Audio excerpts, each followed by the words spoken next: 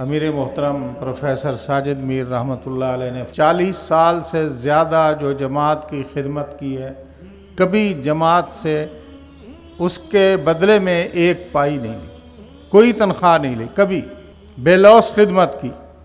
اور جماعت کو پروفیسر ساجد میر صاحب کے دور میں جماعت نے جتنا دعوتی اعتبار سے، تنظیمی اعتبار سے، سیاسی اعتبار سے جتنا ترقی کی، اس کی سابقہ کوئی مثال نہیں ملتی۔ ماشاءاللہ بہت زیادہ ترقی کی، اور انہوں نے ایوان بالا میں، سینٹ میں تقریباً 28 سال جماعت کی نمائندگی کی، سیالکوٹ کی نمائندگی کی۔